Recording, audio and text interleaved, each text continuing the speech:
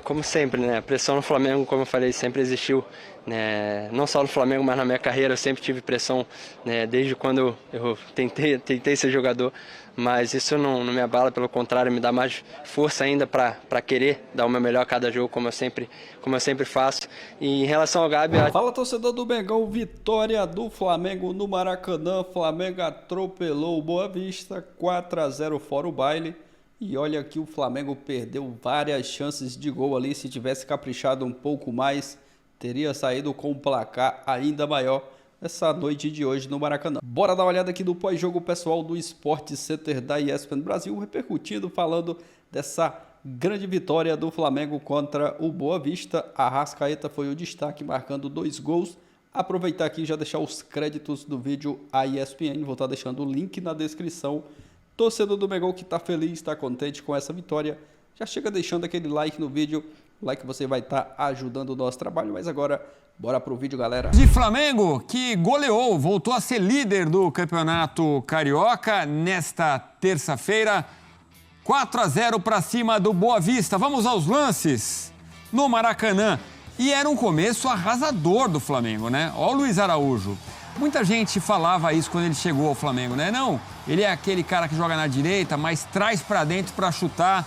Pois aí marcou o primeiro gol dele neste ano. Toque do De La Cruz pro Luiz Araújo, 1-0. Aí aos 12, já o segundo, uma grande jogada do Cebolinha ali na esquerda. O Pedro vai lá no alto para ampliar. 2-0. Quer dizer, 12 minutos já estava 2-0. Aí o Flamengo perdeu alguns gols, a gente vai falar sobre isso. O Pedro, em especial, perdeu alguns gols. Nesse bate-rebate aí a bola sobra para o Arrascaeta e ele faz bonito. 25 do segundo tempo, 3-0. Um chute meio Ibrahimovic, ele levanta uma perna e chuta com a outra. E aos 38, mais um do uruguaio, mais um do Arrascaeta. Passe de De La Cruz para Arrascaeta fechar a goleada, 4-0. O Flamengo com o mesmo número de pontos do Fluminense, mas vai liderando o campeonato nos critérios de desempate. Então, tá aí. Posse de bola, 61% contra 39% do Boa Vista. Passes certos, 583, 282. Finalizações, 28-7, sendo certas 10-2. Foram 9 escanteios para o Flamengo e nenhum para o Boa Vista. Então, Elton, conta, você já fez uma introdução de que teria restrições, mas a gente vai antes do Elton Serra, vamos com o Pedro Henrique Torre falando ao vivo do Maracanã. Cadê o Pedro? Alô, Pedro? Ah, é o Pedro, um jogador, falando ao vivo com o Pedro Henrique Torre. Vamos ouvi-lo. Feliz aqui dentro do Flamengo, né? Isso eu deixo bem claro em todas as entrevistas, né? Mas hoje, claro que individualmente falando, eu sei que não foi a minha melhor noite, né? Se eu tivesse na melhor noite, eu faria 3, 4 gols ali. Mas não vai ser sempre que a gente vai estar no melhor dia, né? Hoje eu reconheço isso. Não só eu, mas ali todos, né? No ataque poderíamos ter feito mais gols ali, né? Criamos muitas oportunidades de gols. Mas fico feliz pelo desempenho que a gente teve, né, num conjunto, no coletivo. A gente sabe que a gente teve um bom jogo, tanto defensivamente na pressão, tanto ofensivamente, criando muitas oportunidades de gols. Mas como eu sempre falo, é crescer, evoluir para no próximo jogo, nos próximos jogos, né, ser mais eficientes ali no ataque. Mas é um movimento curioso, não sei se essa é a melhor palavra. Não aconteceu só hoje, aconteceu também no clássico contra o Botafogo. E tem muito uma relação com a entrada do Gabriel e a sua saída, essa coisa do torcedor um pouco dividido. É um excelente momento seu sob o comando do Tite e já vem assim desde o ano passado com os seus números.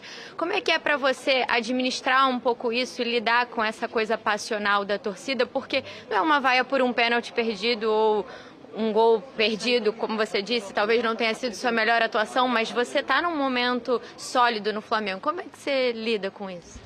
Como sempre, né? A pressão no Flamengo, como eu falei, sempre existiu, né? Não só no Flamengo, mas na minha carreira eu sempre tive pressão, né? Desde quando eu tentei ser jogador, mas isso não me abala, pelo contrário, me dá mais força ainda para querer dar o meu melhor a cada jogo, como eu sempre faço.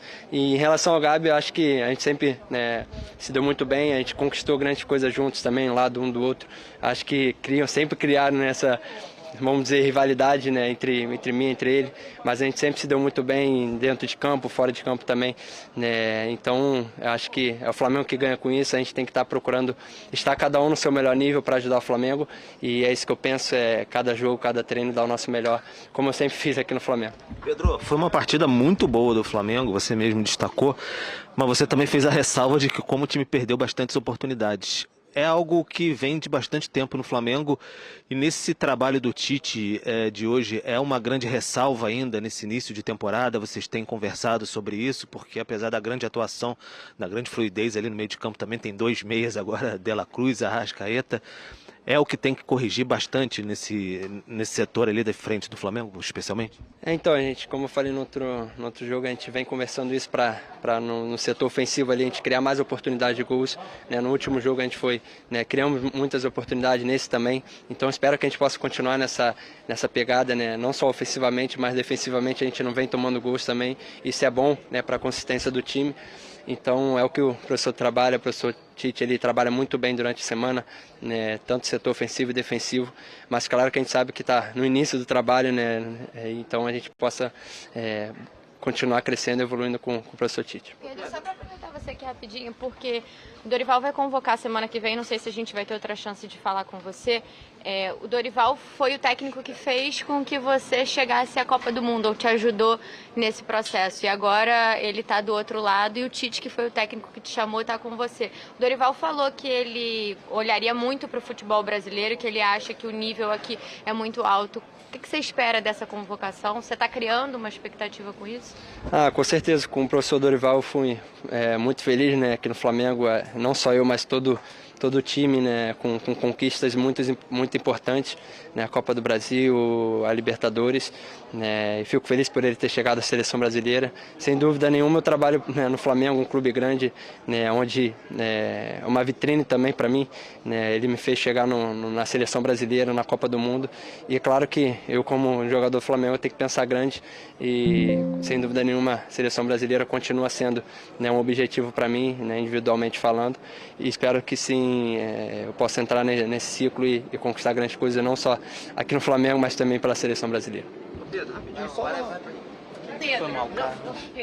Então o Pedro falando aí com serenidade, né? E com um sorriso no rosto, apesar de falar que perdeu gols, que não estava na melhor noite. Então, olha só, neste ano de 2024 foram 6 jogos e 6 gols. Este é o panorama do Pedro neste ano. Contra o Bangu foram 3, Audax, Volta Redonda e Boa Vista 1. E esse é o problema. Quer dizer, a gente vem dos melhores momentos, e quem acompanhou o jogo viu isso, o Pedro perde alguns gols e um pênalti. E o próprio Pedro fala, repito, com serenidade, com um sorriso, com naturalidade, fala também sobre a substituição em que ouviu-se vaia, né, no Maracanã. E tá essa coisa do Gabigol, tem o pessoal que gosta mais do Gabigol, tem o pessoal que gosta mais do Pedro. Também acontece ao contrário, mas a gente ouviu vaia no Maracanã nesta noite de terça-feira. E você começou o programa exatamente falando disso, né? Que o Flamengo goleou, mas que tinha apresentado algumas fragilidades em campo, Elton. Na verdade, Edu, eu acho, e é claro que o Tite pode desmentir, os próprios jogadores, mas fica essa impressão, não só o Flamengo, tá? Várias equipes que vão disputar Libertadores, que disputam a Série A do Campeonato Brasileiro. No estadual, freio de mão puxado. Achando que vai resolver a qualquer momento. Muitas vezes resolve. O Flamengo resolveu cedo o jogo. Mas depois do segundo gol que a gente viu, foi um time com uma rotação mais baixa, muitas vezes na cara do gol, tentando dar um toque a mais, aquele drible desnecessário quando uma finalização resolveria. Faltou um pouco mais de fome para fazer mais. Que no segundo tempo aconteceu quando a Arrascaeta teve os seus lampejos, né, de excelente jogador, um jogador extraordinário com os 2 gols que fez, mas foi um Flamengo que poderia ter dado 5, 6, 7 no Boa Vista com muita tranquilidade. A gente vê fragilidade nessas equipes, né? No jogo contra o Vasco, a gente lembra, né, Edu, um jogador saiu com uma fratura na tíbia, né, por conta ali de um choque.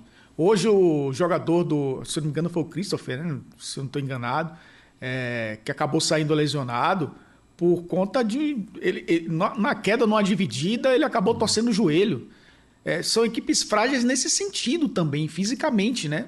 As grandes equipes atropelam na questão física, principalmente no início de temporada, né? Que estão mais frescos, estão sem ritmo, mas estão voltando de férias, estão adquirindo ritmo, mas estão descansados. Então, a gente percebe que a superioridade é muito grande.